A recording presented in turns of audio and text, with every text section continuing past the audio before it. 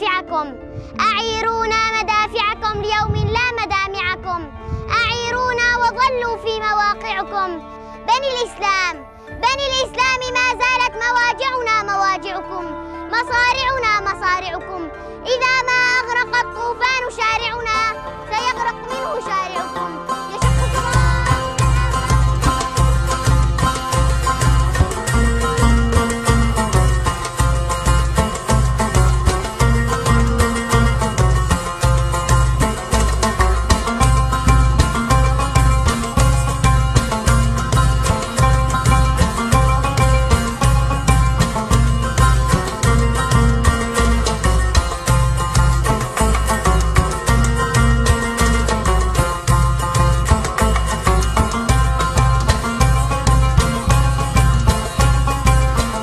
Onları mutlu etmek çocuk oyunu. Hayırlı olsun.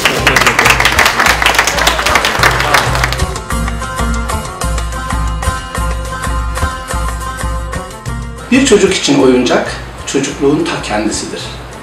Oyuncağı olmayan çocuklar belki büyümüş ama çocuklukları boş kalmış insanlar olarak yetişeceklerdir. Biz çocukların eline bir oyuncak vererek onlara aslında çocukluklarını geri vermiş oluruz.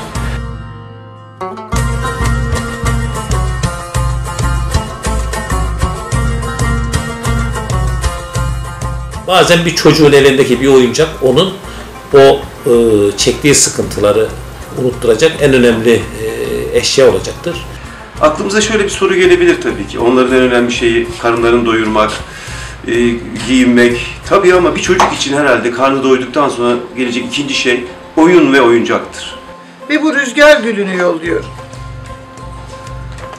Onu çadırlarının kapısına koysunlar ve rüzgar estikçe bu rüzgarın sizin kalbinizdeki merhamet ve şefkat rüzgarı olduğunu hatırlasınlar istiyorum.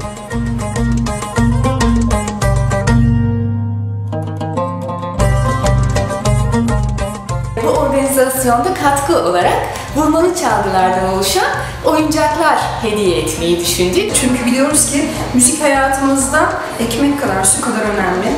Biz de elimizden geldiği kadar müziğimizle, enerjimizle, sevgimizle onlara selamlarımızı, sevgilerimizi iletmek istiyoruz. Onları mutlu etmek çocuk oyuncağı.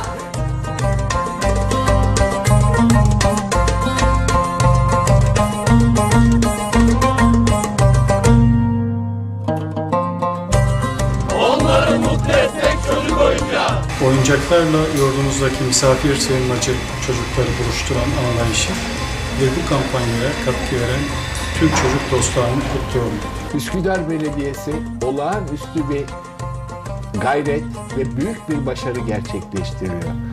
Bir Suriyeli çocuğu hayata daha gülen gözle, daha gülen yürekle hazırlasak çok büyük faydadır.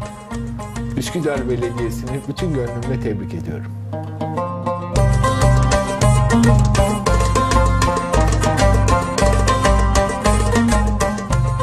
Bugün burada sadece bir oyuncakla dolu tırları Urfa'ya göndermiyoruz. Biz Üsküdar'dan, İstanbul'dan ya da ülkemizin her köşesinden adeta bir sevgiyi, bir huzuru, bir kardeşliği, bir paylaşmayı bugün Urfa'ya, Urfa'daki misafirlerimize, sınır kentlerimizdeki dostlarımıza, çocuklarımıza Üsküdar'dan bir sevgiyi gönderiyoruz.